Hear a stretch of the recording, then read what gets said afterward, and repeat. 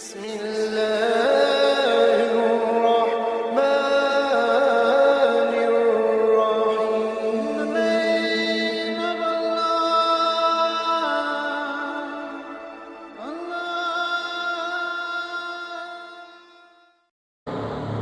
Assalamualaikum warahmatullahi wabarakatuh.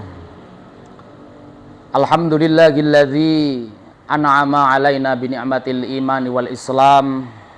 Wassalatu wassalamu ala asyrafil anam wa ala alihi wa ashabihil kiram. Qala Allahu ta'ala fi kitabil karim, a'udzu billahi minasyaitonir rajim. Bismillahirrahmanirrahim. Wa nunazzilu minal qur'ani ma huwa syifaa'u wa rahmatul lil mu'minin wa la yaziduz zalimina illa khasara.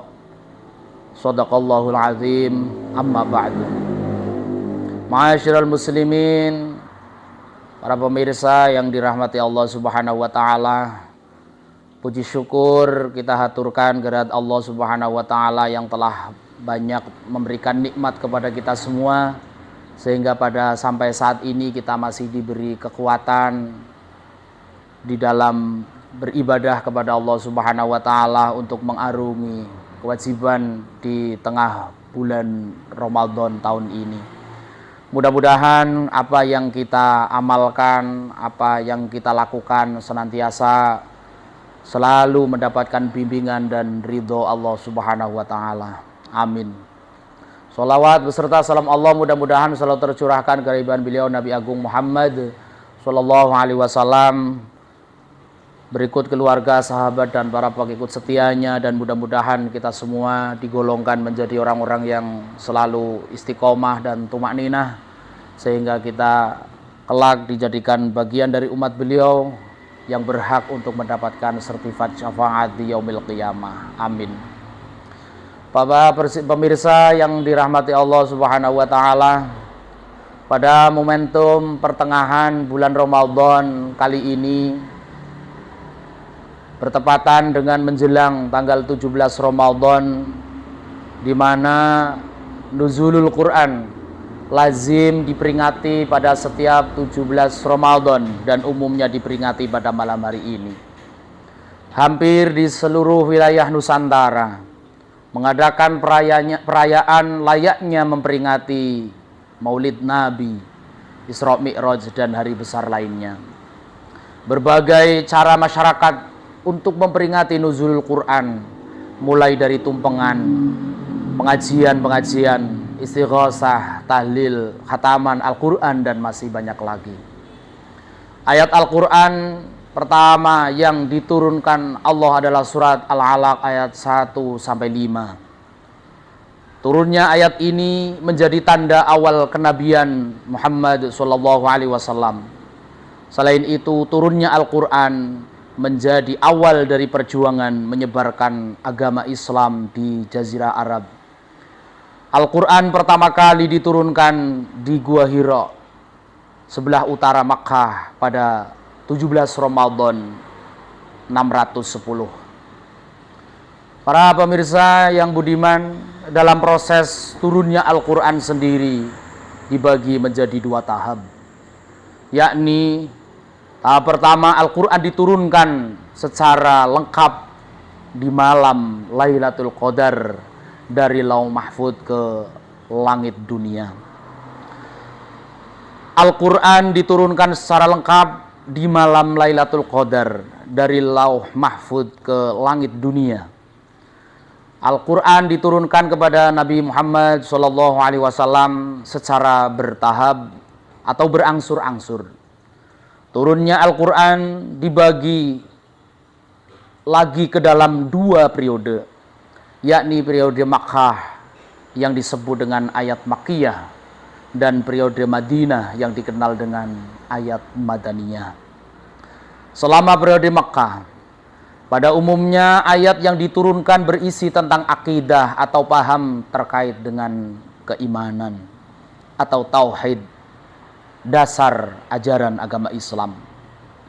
Pada periode ini terdapat 86 surat yang diturunkan selama 12 tahun 5 bulan. Sedangkan ayat yang turun di Madinah umumnya berkaitan dengan muamalah atau hubungan manusia sebagai makhluk sosial, syariat atau turunnya dalam kehidupan Islam dan hukum Islam. Pada periode setelah hijrah Nabi Muhammad SAW ke Madinah, terdapat 28 surat yang diturunkan selama 9 tahun 9 bulan. Ayat terakhir Al-Quran yang turun adalah surat Al-Ma'idah ayat ke-5. Pemirsa yang dirahmati Allah Subhanahu wa Ta'ala, sedangkan proses turunnya Al-Quran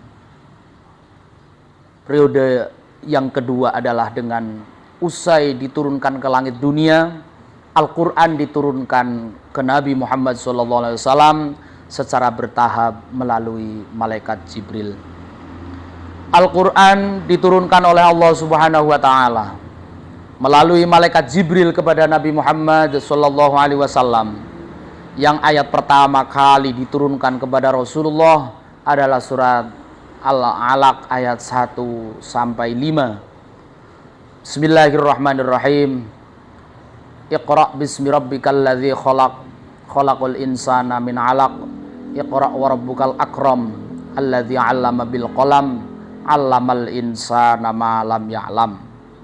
Saat posisi Nabi Muhammad SAW berada di Gua Hira pada tahun 610 Masehi, turunnya Al-Quran surat Al-Alaq ayat 1 sampai 5 menjadikan awal kenabian Nabi Muhammad SAW.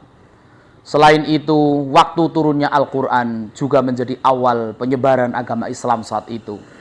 Nabi Muhammad sedang menyepi untuk menenangkan hati. Pada saat wahyu pertama ini turun, Rasulullah SAW tidak bisa membaca. Oleh karena itu Allah Subhanahu wa Ta'ala memerintahkan Nabi Muhammad untuk membaca melalui surat Al-Alaq. Bacalah dengan menyebut nama Tuhanmu yang menciptakan. Dia telah menciptakan manusia dari segumpal darah.